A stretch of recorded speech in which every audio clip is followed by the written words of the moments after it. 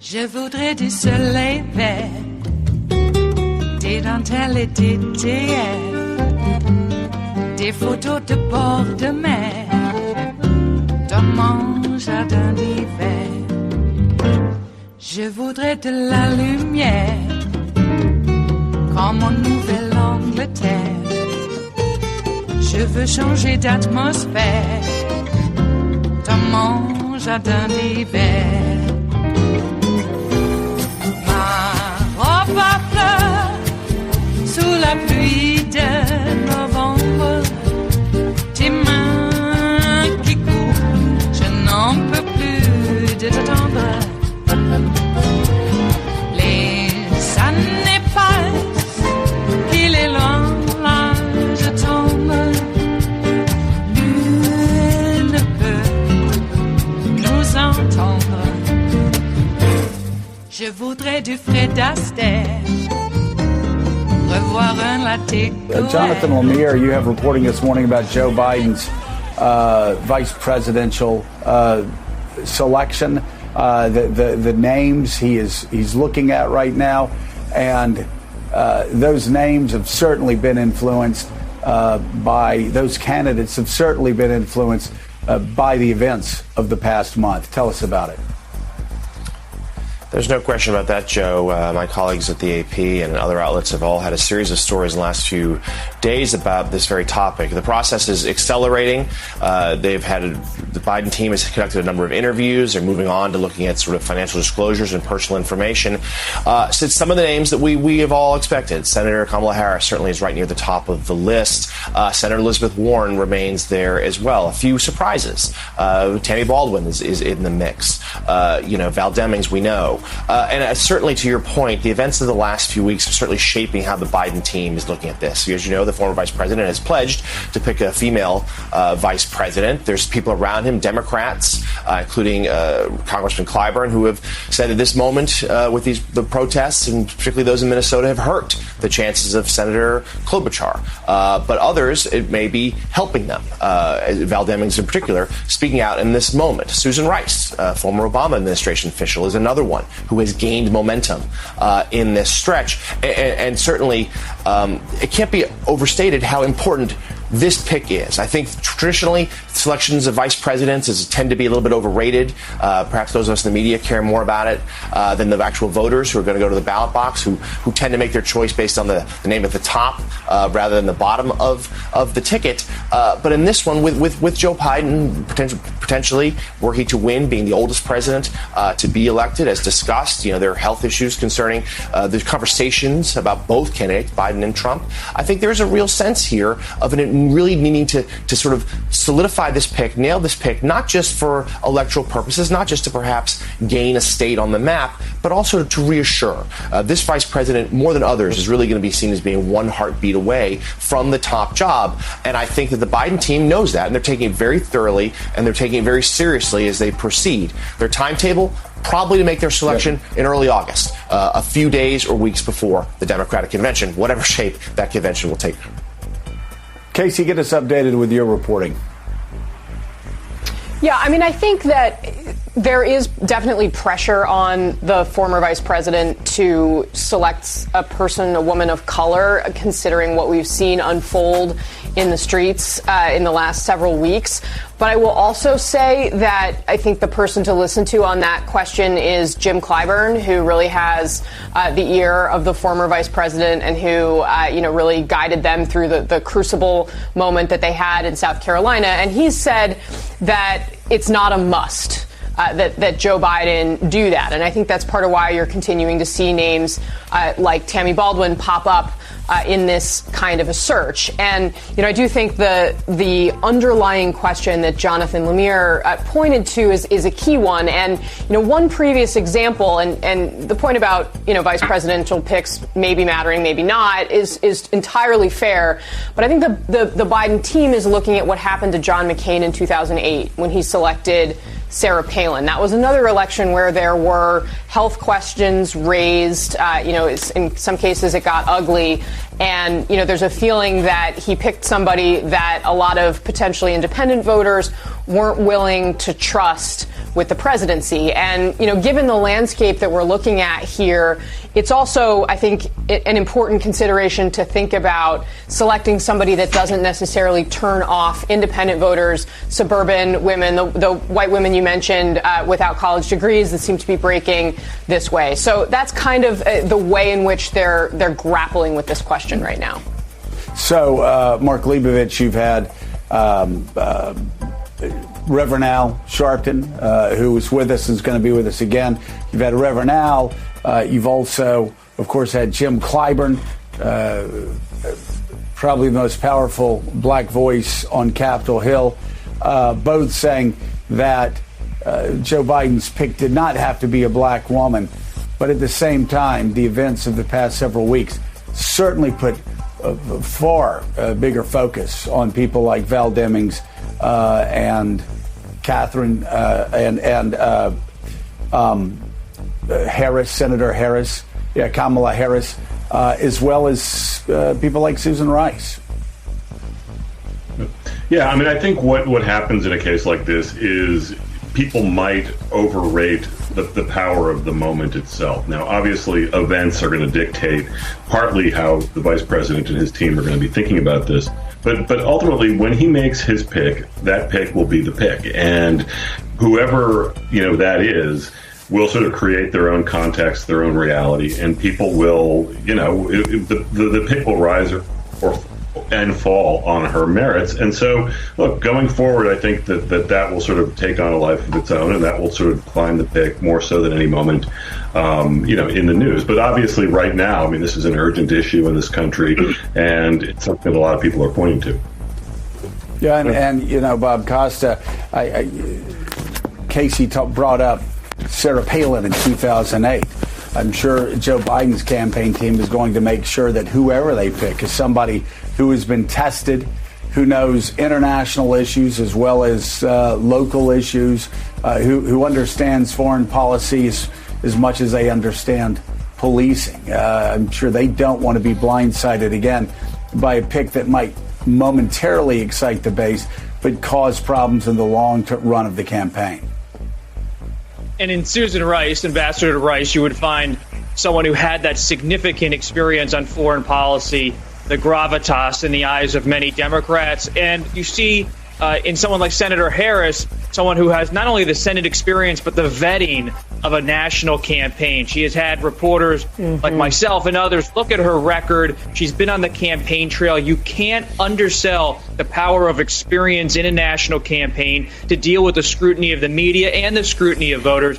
Just one final note, Senator Baldwin of Wisconsin, I've been covering her for over a decade. She's not just some random senator from Wisconsin. This is someone who's deeply connected. I've been with her in Madison to cover her. The protest politics of Madison, Wisconsin, on racial injustice, on gay rights. And so she is someone, if you're looking to connect with the moment, even though she is a white woman, she has a history of protest movements in her politics. So it's interesting to see her name rise for that reason.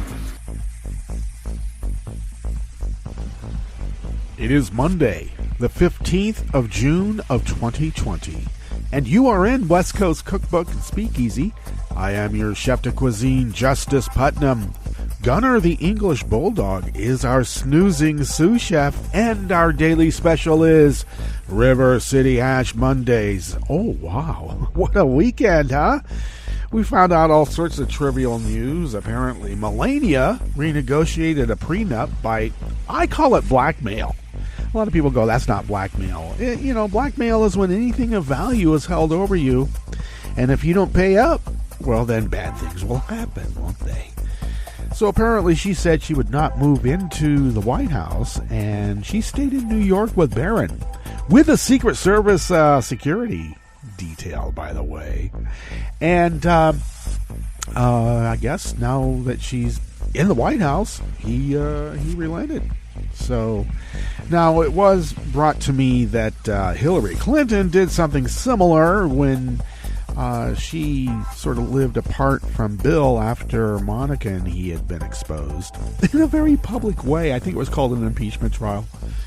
Apparently she said that, if you don't bomb Serbia, because, there is a Holocaust going on, and, do we want to be on the wrong side of history and, all of that. So, if you want me back. I consider that to be considerably different since there was a Holocaust going on. There were concentration camps full of Croats and Bosnians and whatnot, And all of those people, that, the people who were leading Serbia when we bombed them, they're serving time in The Hague. So a little different than Melania saying, hey, you want my body around you? You do what I want. And apparently whatever her prenup is, they've renegotiated. So that's good. I've always considered it odd that your handler would have a prenup, but that's the way it works apparently now. So I'm sure she can't wait until she doesn't have to handle that anymore. Regardless, she's still a racist and a birther. And, screw her. My God, there's a lot more going on in the world, like black men being shot in the back. I know, he should have complied. Well, how should he have complied? Like George Floyd? That was complying. Of course, George Floyd was about 6'9", right? So he's a giant. Obviously, he had already hulked up, and they had to kill him. Because you don't know what that guy's going to do once he gets mad. So comply like that. Or run from the police if you get a chance, especially when you're drunk. Normally, I don't know, you take the drunk to the drunk tank. You call the tow truck driver and get the tow truck to hook up the car and take the car away, and if, then the guy goes to the drunk tank. You don't get into a fight with him. And the fight didn't start right away. I mean, they engaged this guy for a good 40 minutes. And as I mentioned on Tim Coromal's show, the cops cannot have it both ways. The taser cannot be in their hands and then a non-lethal weapon. But as soon as it's in the hands of a citizen, it now has become a danger to the cop's life. You can't have it both ways. Now, of course, if you've ever been hit by a taser, and I haven't, but I have played these like little electrical games that they would do in Mexico. Guy would come up and say, hey, if you can hold on to these electrodes, for a certain amount of time, you win. And you can't because, your muscles contract and you can't hold on to the thing. Not the way that you were supposed to win that game. So that was bad enough. Imagine like thousands of more volts going through you. No wonder the cops consider it a danger to their lives, because they've seen how many people that they've shot with a taser die of, what is it called now? Excited delirium. They did not want to have any excited delirium. Of course, the taser was not charged up. They had just shot the guy with the taser. It somehow got in his hand. It takes a bit of time for it to recharge, but they shot him in the back anyway. Because they didn't know. Or maybe they didn't care. The cop was fired. Police chief in Atlanta voluntarily stepped down. And here in Rogue River, Oregon, obviously he was black. He must have been a criminal. Obviously. So, a little bit of dirt coming out about Donnie. Yeah, a niece.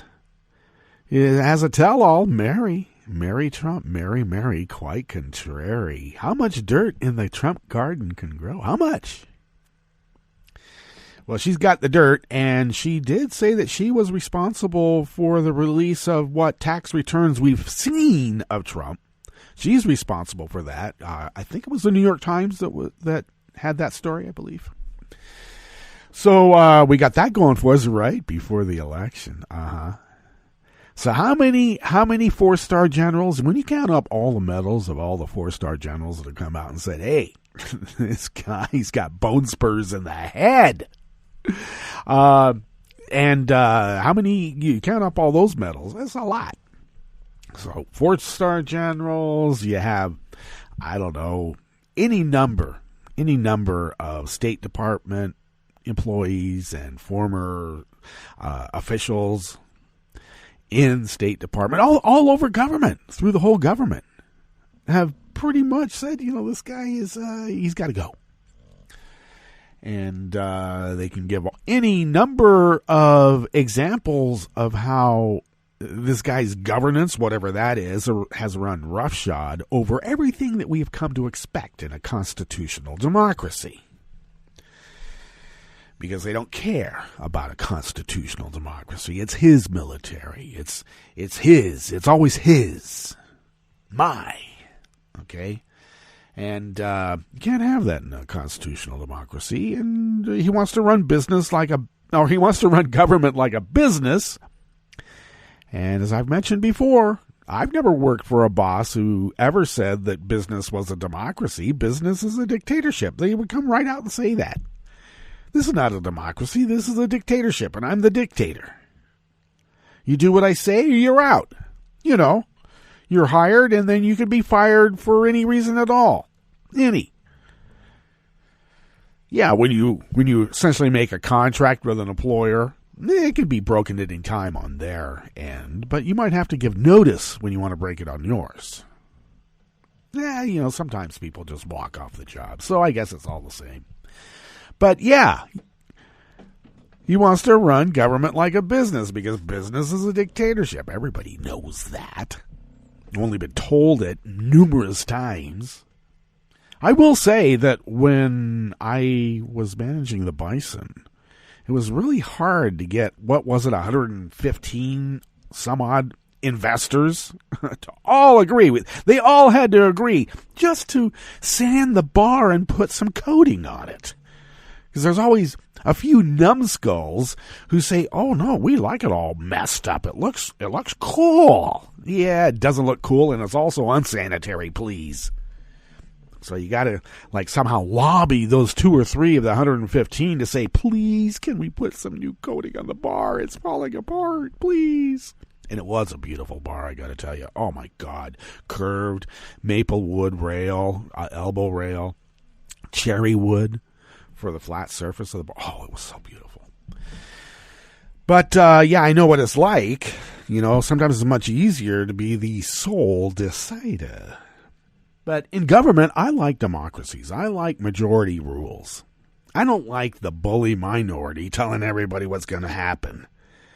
And you, since you're black, oh yeah, that's right. McConnell came out and said that all these, hundreds of years of us suffering the suffering, we were suffering the sin of slavery. We meaning white people, according to Mitch. That was all absolved when Obama was elected president. And then as soon as he was elected president, everybody said, "A black guy's running this stuff. We're not going to let him get away with anything." Are you kidding? Look what we did in Reconstruction. Yeah. And I've had a bit of a hard time even explaining to family about the taking down of these Confederate monuments. There's some in the family who consider it to be a destruction of history. Is it now? It's not a destruction of history. It's taking down an honor. A memorial honoring traitors. We don't do that. I don't want my granddaughter graduating from the Joseph Mengele Medical School. Come on. Oh, did you know actually that the naming of military bases after treasonous Southerners, Confederates, actually happened around World War II, when we started opening up more bases, and we needed to get them away from the coast. Bases that were more interior were a lot safer back in the day, harder to get to, right? So there was a move to get big tracts of land for military bases in the South, and to sweeten the deal to the locals, it was like, hey, we'll name this base after one of your slavers. You'd like that, wouldn't you? Well, that was a mistake now, wasn't it? Because now we have to live with it. So they've run with that, and apparently it's now set in stone because it's been so long. Of course, everything else that we would like to have, well, it hasn't been that long. Come on. So that's how that happened. But the erecting of monuments to, Buford and any number of slavers happened during Reconstruction as a FU to the black community and I guess their fellow travelers, the abolitionists. And I tried to explain, Benedict Arnold was a traitor. I know a lot about Benedict Arnold. I never had to learn it because there was a statue erected in his honor. Will we erect a Osama bin Laden statue, a Ho Chi Minh statue? Come on, a Jim Jones statue? Because the argument goes, well, since we've manipulated history and everything and disappeared, the black cowboy and all the rest, that as soon as you take it down, you're going to manipulate history and bury all of this. No, we don't do that. The reason these artifacts have lasted so long is because we allow people to, come to your senses. Because we don't want to have to come in and do it ourselves. They always call us the nanny state. But this nanny lets the kids get away with so much for so long that pretty soon, there's rioting in the streets to make it stop. Yeah, nanny, please. We let these unruly brats get away with it for too long. When they're finally bent over your knee for a spanking, they call it, it's so abusive. You can't do that. Yeah, after they've thrown shit on all the walls, and at you too. So, pull down the monuments. There's still going to be education in the schools. I tried bringing up Germany. Oh, this isn't Germany. I don't care. They went through a similar sort of thing. Do you get it? They don't have any statues to Hitler. It's against the law. But everybody knows what happened. They're not allowed to forget. Here, let's erect some monuments to slavers and then say the Civil War really wasn't about slavery, even though the Confederate Constitution said it's only about slavery. It's about something else, like states' rights. Yeah, states' rights. What's on the rest of the menu since we're burning up time? Here in the Bistro Cafe of West Coast Cookbook and Speakeasy, a star player on the Liberty University women's basketball team is transferring because of racial insensitivity shown within the leadership, Falwell, and the culture of the school. Well, white evangelicism? Of course. I failed to mention that at the top. Joe Biden is in his second round of vetting for a running mate. I want Kamala. Let's see. The CEO of Pilgrim's Pride is taking a leave of absence to focus on his legal defense in a price gouging scheme with other chicken producing companies. Yeah. And that's during the pandemic, even though this price gouging and price fixing has been going on for a bit of time. It's actually price fixing, but the price gouging that has brought it to the government's interest has happened during the pandemic. Not just Pilgrim's Pride, but quite a few other chicken producers. And Trump thought his top Russia expert, Fiona Hill, was a pool secretary. Yeah, because he's an idiot. He doesn't respect women of accomplishment. After the break, we move to the chef's table, where the Brazilian governor has shut the streets of Brasilia to keep protesters from reaching the presidential palace, Congress, and the Supreme Court. And a 5.7 earthquake rattled Turkey, killing 1 and injuring 9. All that and more on West Coast Cookbook and Speakeasy. Bon appetit.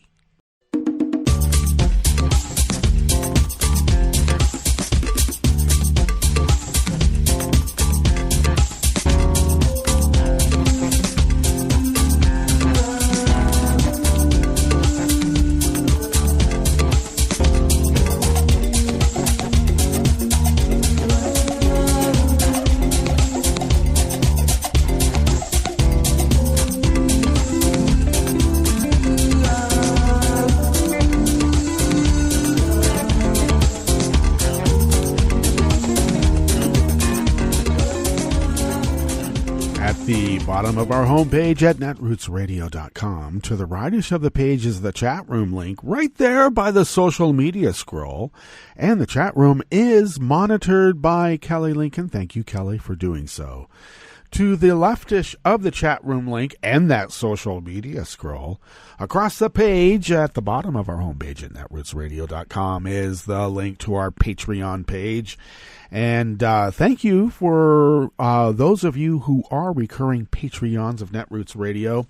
I'm pretty sure that I've attended to making sure that none of you will be dinged for any sales tax for contributing your small amount to Netroots Radio. Your small amount is a big amount to us, by the way. And some of you have given us some big amounts. So I don't mean to diminish what has been happening here, but apparently sales tax is being applied across the board, and that's because of the way Patreon is set up. If you give us a recurring contribution, you can get a benefit like any number of things here at Netroots Radio. If you, say, contribute $5 a month, you can get one of our adhesive, and it's all organic, by the way, ad block or bumper sticker to attach to whatever you'd like to put it on. But that's a one-time benefit, and apparently, from what I've been able to gather, that is not a taxable item. The getting West Coast Cookbook and Speakeasy in your inbox on a recurring basis would be. And we had that as a benefit for $10 or more. I will say that many people have been giving us recurring contributions and request no benefit, and that's fine. But if we have it out there, folks could be dinged. So if you happen to be, let me know, and I'll get to those settings. And it may only be, I don't know, 50 cents or a quarter, but it adds up. So if we were doing some big merchandise exchange, that would be one thing. And so that being said, if there happens to be anything that slipped through the proverbial fingers, slip through our fingers, well, let us know, and we'll fix it. And that includes those of you who are expecting a bumper sticker or ad block in your snail mail. Let me know, and I'll get that to you right away.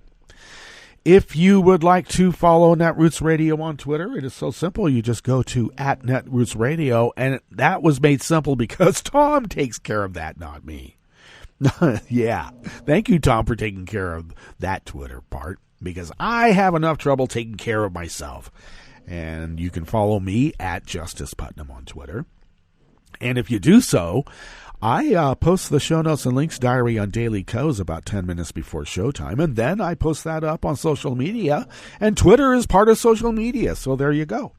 Follow the show on Twitter at Cookbook West and pick up podcasts by way of Spreaker, Stitcher, TuneIn, iHeart, YouTube, iTunes, etc., etc., etc., etc.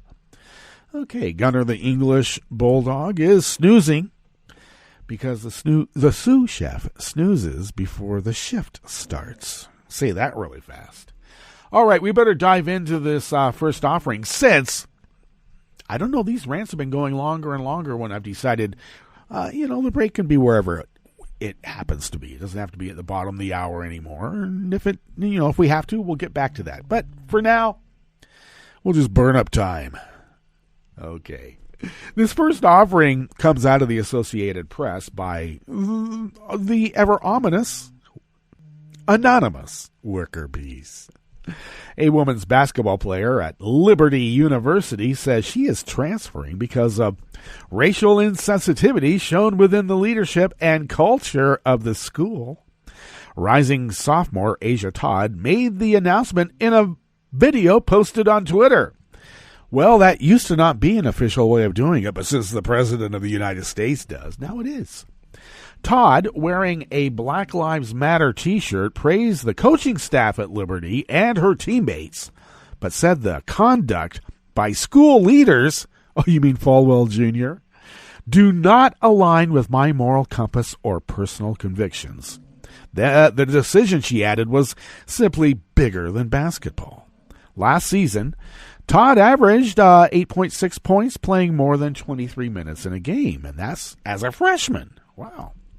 Earlier this week, Liberty President Jerry Falwell Jr. apologized for a tweet in late May deemed inappropriate by nearly 36 black alumni who rebuked him publicly.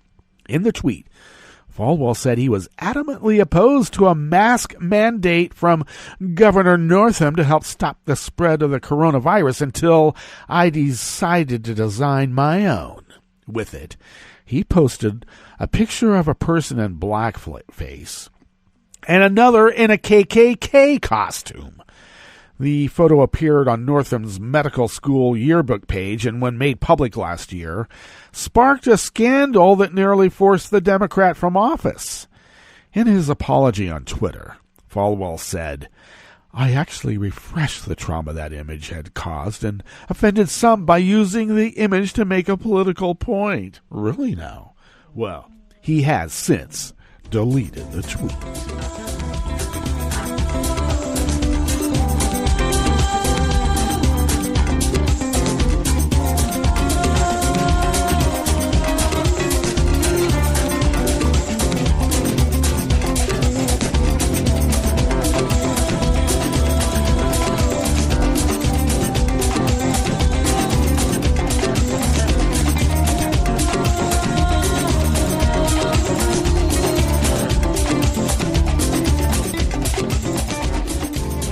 Even more anonymous worker bees at the Associated Press bring us this next offering here in the Bistro Cafe of West Coast Cookbook and Speakeasy, River City Hash Mondays. Pilgrim's Pride Corp said yesterday, Sunday, that Jason Penn, its president and CEO, is taking a leave of absence to focus on his defense in a price-fixing indictment. Penn is one of 4 current and former executives at chicken companies who were indicted earlier this month on charges of price-fixing. A federal grand jury in Colorado found that executives from Greeley, Colorado-based Pilgrim's Pride, and Glaxton, Georgia-based Claxton Poultry Farms conspired to fix prices and rig bids for broiler chickens from at least 2012 to 2017. Penn has pleaded not guilty. The company said yesterday, Sunday, that his leave will begin immediately and that Fabio Sandri, Pilgrim's CFO, has been appointed as interim president and CEO. The charges come amid questions about the high price of meat during the coronavirus pandemic.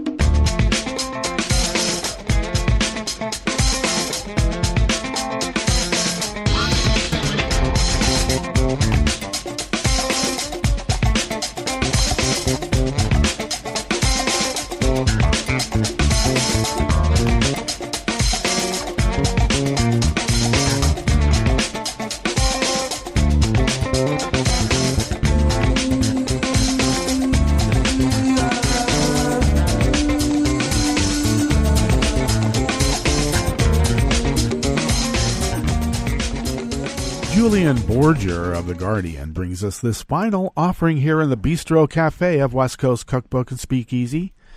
And it is quite a comprehensive piece. We'll only get through part of it. But do go to the links that I have provided and read the whole article. It is quite a background on Fiona Hill herself in terms of her biography. But also quite a great background on, well, recent developments in our country. In the last days before Washington was locked down, Fiona Hill was standing on the street on her phone dealing with a domestic crisis. Hill's daughter had become ill. It was unclear whether it was coronavirus. It later turned out to be the regular flu. And the family had relatives flying in that weekend for a visit. As she paced up and down making contingency plans, passerbys on Connecticut Avenue looked and looked again, on recognizing her. The British-born White House advisor had temporarily become one of the most famous faces in America after testifying in Trump's impeachment hearings in November. As Senior Director of Europe and Russia in the National Security Council, she had been an eyewitness to Trump's encounters with Putin and the White House machinations over Ukraine. Her calm under pressure, her clarity of recall, and her evident expertise on all things Russian confirmed what was already suspected. Trump and his associates had conducted a parallel foreign policy towards Kyiv to further his political interests. For many, Hill was a hero. The coal miner's daughter from County Durham received offers of book contracts, requests for interviews and appearances. For a few, however, she became a target because her testimony contradicted Trump. In the present era, that is enough. She sought police advice after receiving death threats, and this was one of her early sorties into public life after 3 months in seclusion. She was planning a cautious return to a normal existence at a Washington think tank, a plan that was blown up with everyone else's by the looming pandemic and lockdown. When we met in February, impeachment still felt the climatic drama of the Trump saga to date. After all, he was only the third president in U.S. history to be impeached, and the details of his attempt to shake down the Ukrainian government by withholding U.S. aid until it produced damaging information on Trump's political rival were stunning. But a couple of months on, all this was a dim memory, and the Ukraine scandal appears trivial compared with what followed. More than 150,000 Americans have died since in the pandemic, and the administration was incapable of handling the unrest that was spreading across the nation. And it's really a story about how the U.S., the UK, and Russia have all ended up in the same spot, weirdly. All right, do read the complete article, and we better get to our break. And when we get back from that break, we will go through weather from around the world, and we will finish up with the stories that we have curated for you today. You are listening to West Coast Cookbook and Speakeasy, and we will be right back. You are listening to netrootsradio.com. Please hang up and try again.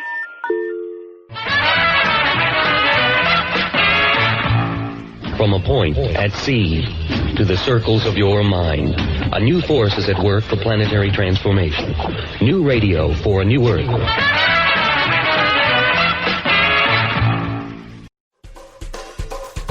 This is Scientific American's 60-Second Science. I'm Christopher Intagliata. The Dead Sea Scrolls are religious manuscripts. They were written from the 3rd century BCE to the 1st century CE. They were discovered in the 1940s and 50s in caves along the shore of the Dead Sea. And the parchments have been the topic of intense religious, literary, and historical debate. And they also continue to be the subject of scientific analysis, including DNA. The idea was to try to match and also piece apart fragments based on their genetic identity, namely based on the animals from which they were made. Oded Rehavi is a molecular biologist at Tel Aviv University. His team sequenced the DNA from bits of scroll dust. Almost all the scrolls that we sampled were perhaps surprisingly found to be made out of sheep skin. We found 2 that were made out of cow skin, and that's a big story. Here, Rehavi's colleague Noam Mizrahi from the university's Department of Biblical Studies picked up the story. The scrolls, he says, came from a place called Qumran, a 3 days walk from the cultural center of Jerusalem. Mizrahi explains that the people of Qumran were an extremist group with apocalyptic predictions who harshly criticized the views of others. Therefore, he says, there's been long-standing debate about how much the scrolls unearthed from this sect in Qumran represented just this faction's views or more general Jewish thought at the time. Now, the presence of cow skins in a desert region inhospitable to cattle is provocative because it suggests this. That cow-made scrolls do not reflect the sectarian community of Qumran, but were rather brought from the outside, written at the outside, and hence reflect the broader Jewish society of the period. That finding is in the journal Cell. Several other lines of evidence point to the ancient Qumran library containing a broad diversity of texts. Mizrahi says genetics have added a new dimension to his studies, complementing his analysis of the content and language of the parchments. Here, I discovered that the material of the scrolls, the very biological material from which the scrolls are made, is as informative and as telling in terms of the very questions that I was trying to clarify for myself and for other scholars. In other words, sometimes you need the subtext. In this case, literally the material under the writing. Thanks for listening. For Scientific American's 60-Second Science, I'm Christopher Intagliata. Hi, I'm Tom Hartman, and since you're listening to netrootsradio.com, show your progressive side and go to the donate button on the bottom of the homepage. It's progressives like you who power Netroots Radio and keep the progressive message beaming everywhere 24 hours a day.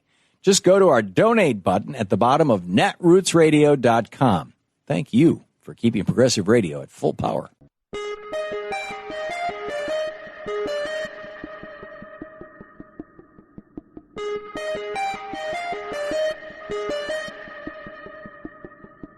Recently, at a protest in Buffalo, New York, against the police killing of George Floyd, 2 police officers, without provocation or justification, shoved 75-year-old Martin Gugino backwards. He cracked his head and suffered serious injury.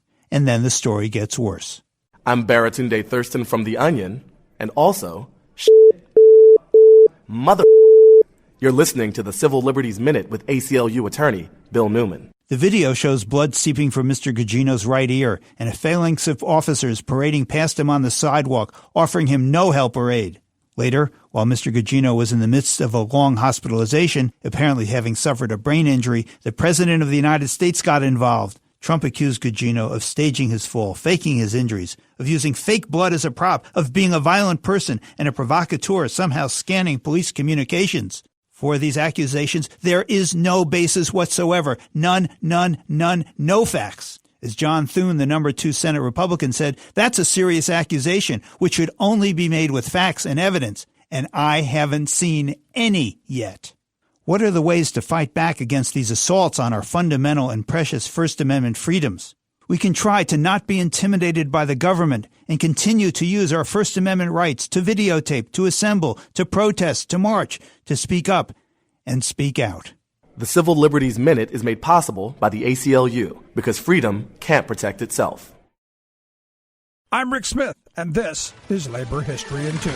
On this day in labor history, the year was 1908. That was the day that the Executive Board of the American Federation of Labor established its Metal Trades Department. The goal was to coordinate the organizing and legislative efforts of those in the many metal trades. The department joined together workers from sheet metal workers to blacksmiths, iron shipbuilders to brass and silver workers, foundry workers to stove mounters, and more. In all, 600,000 workers were members. The new department held its first convention in Cincinnati, Ohio, that following February. One of the earliest major work projects involving the new department was the construction of the Panama Canal. More than 70,000 workers, including many metal workers, worked on the canal over a decade. By the time the canal was completed in 1914, more than 5,000 workers had died on the project. The metals department often had to navigate an ever-changing demand for the skills of its members. In times of war, as orders for battleships soared, the workers were in high demand.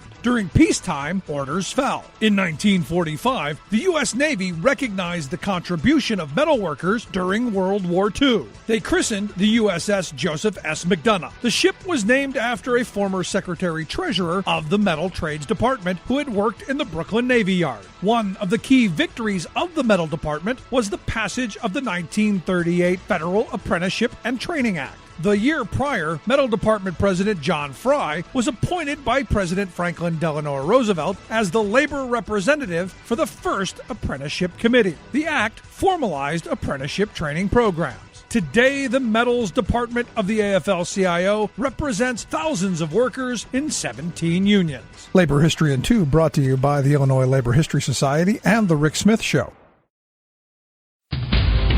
This is Solidarity News on Radio Labor.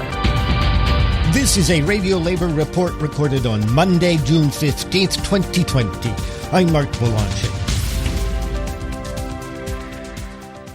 More than 80% of the workers working for Shell has precarious employment contracts. Shell is using this for degrading their working conditions. That is Kamal Ozkan, an Assistant General Secretary of Industrial Global Union. Industrial represents more than 50 million workers in 140 countries employed in the mining, energy, manufacturing, and garment production sectors. Mr. Ozkan was speaking at a webinar Industrial organized as a counterpoint to a Health and Safety Day conducted by the oil company Shell, in which the voices of workers were not heard. Shell has 82,000 employees working in 70 countries. Industrial Global Union is conducting a campaign against Shell for a couple of years. We are seeking justice, and we are seeking the real responsibility, accountability, traceability with all the policies and actions of this important oil company.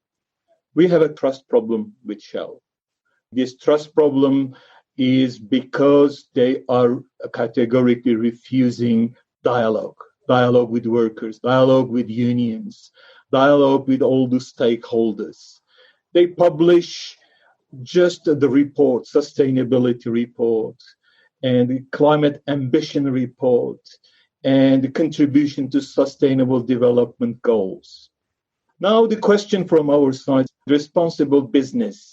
What is it exactly? Is it just ticking the box exercise by creating a social responsibility department and a budget for CSR, just for greenwashing, for showing the company more ethical, more responsible?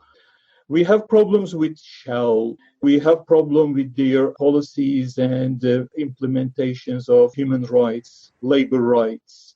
Shell's annual shareholders meeting recently held virtually. And then we raised questions with our concerns about the working conditions in Shell workplaces throughout the world.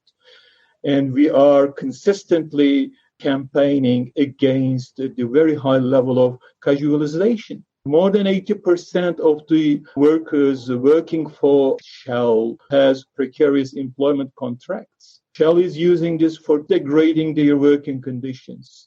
And those workers with precarious contracts live in poverty without any job security, without any health care, and very little health and safety protections. This is why this trust problem with Shell now, while they organize their own safety day, we also wanted to organize our own one. And then we want to make the company accountable. Look at their sustainability report, health and safety.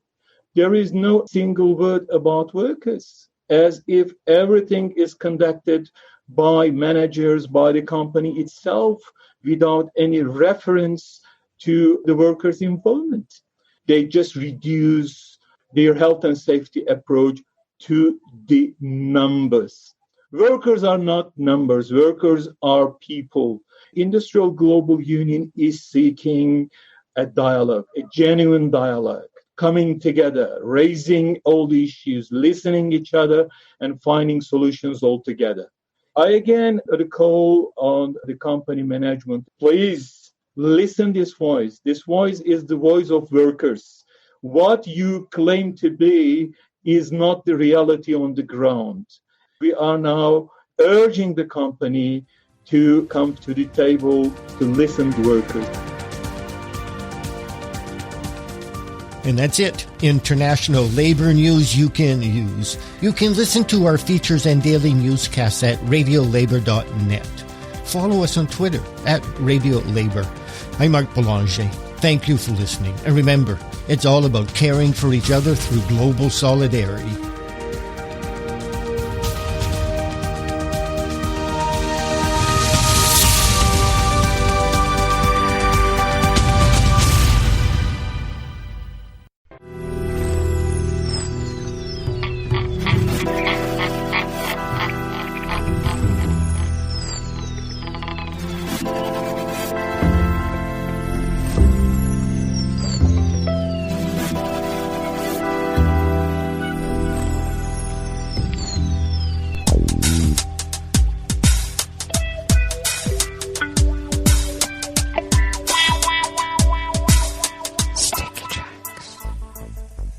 Thank you for accompanying us here to the Chef's Table at West Coast Cookbook and Speakeasy River City Hash Mondays.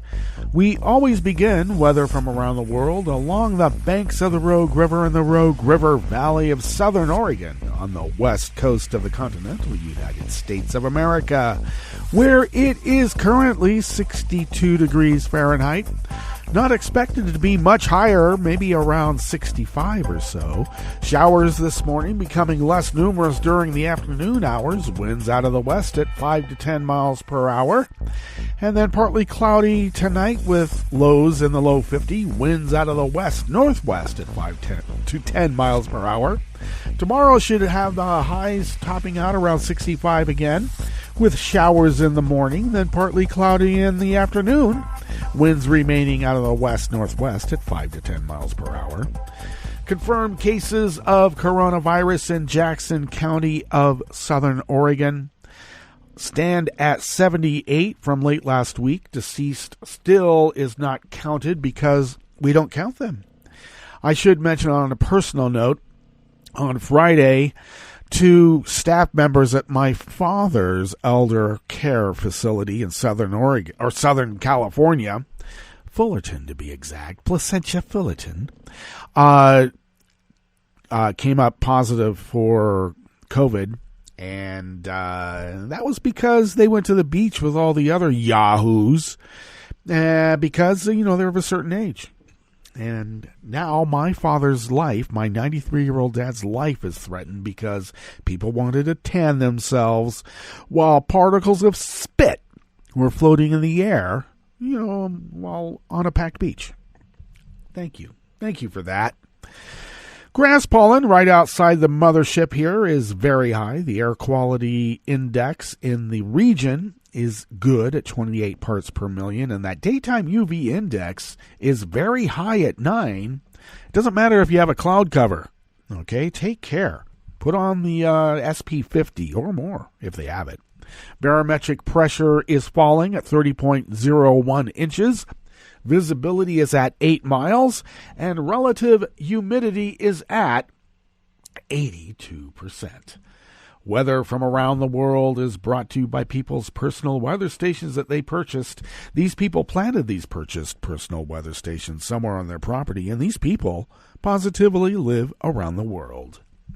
London is 74 and fair with coronavirus. Paris is 71 and partly cloudy. They'd like to not have coronavirus, but they do. Rome is 80 degrees and sunny with coronavirus. Kyiv is 82 and fair with coronavirus.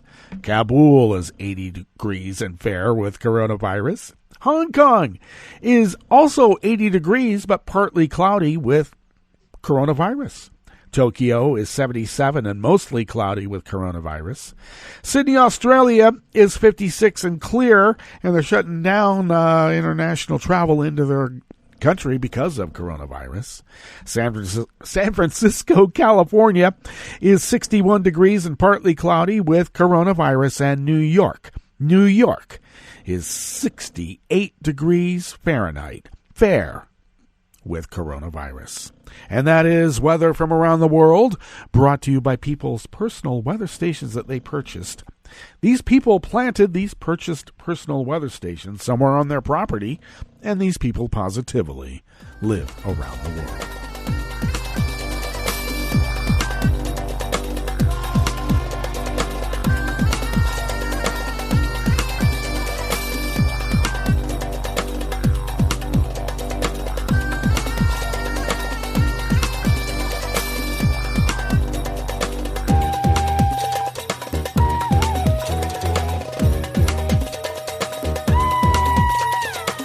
Pedro Fonseca of Reuters brings us this first amuse-bouche here at the chef's table at West Coast Cookbook and Speakeasy. The governor of the federal district in which Brazil's capital, Brasilia, is located, closed the area around the presidential palace, ministry, Supreme Court, and Congress to keep right-wing supporters of Jair Bolsonaro from gathering there. Governor Ibanez Rocha forbade car and pedestrian traffic along the main thoroughfare that houses Brazil's most important federal government buildings, preventing the protests held by Bolsonaro's supporters that have become a regular occurrence in the area. The state government issued the decree on Saturday night after a small far-right group of the president's supporters tried to invade Congress. The decree said the area was closed due to the need to avoid large gatherings amid the coronavirus epidemic, as well as the threat made by some protesters against Brazil's democratic institutions. With the closure of the Esplanada, as the central Brasilia area is known, Bolsonaro supporters met in other areas, including the main army quarter in the city. And that was according to images shown by CNN Brazil TV. The protesters, who Bolsonaro has greeted on numerous previous occasions, accused the Supreme Court and Congress of blocking the president's ability to govern. And well, they should.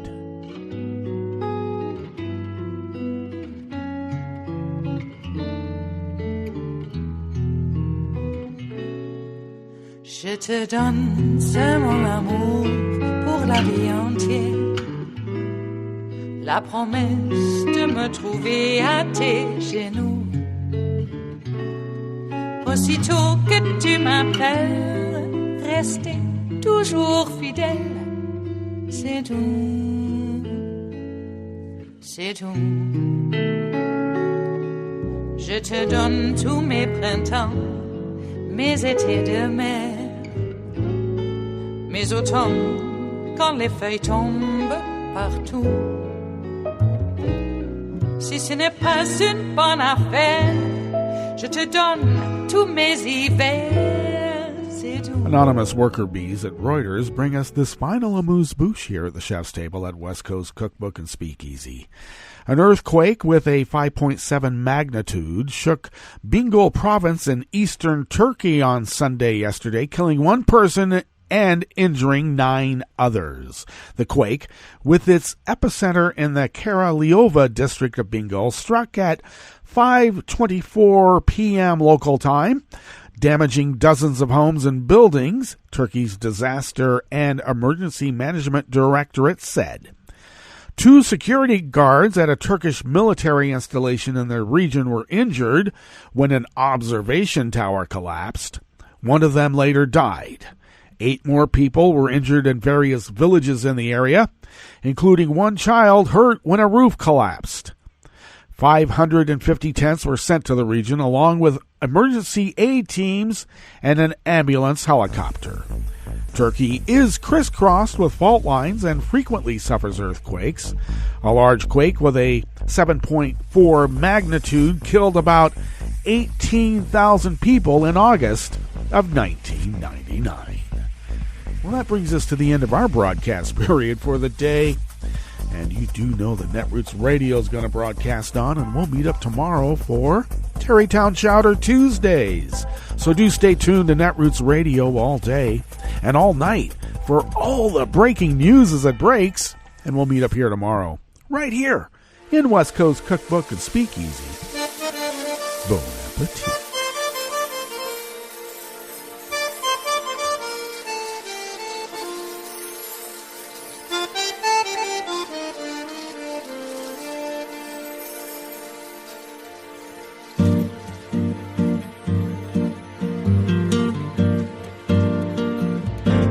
Je voudrais du soleil vert, des dentelles et des théières, des photos de bord de mer, dans mon jardin d'hiver. Je voudrais de la lumière, comme en Nouvelle-Angleterre. Je veux changer d'atmosphère, dans mon jardin d'hiver.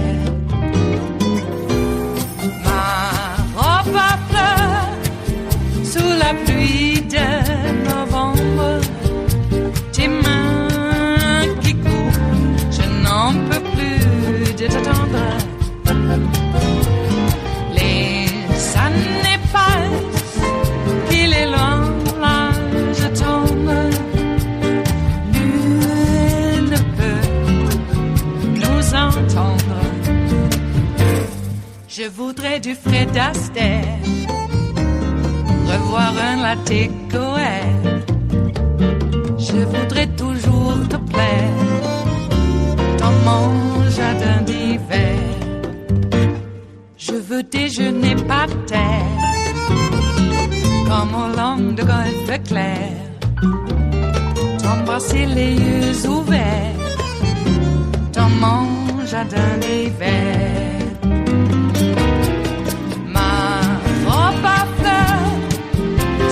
Pluie de novembre, tes mains qui courent, je n'en peux plus de t'attendre.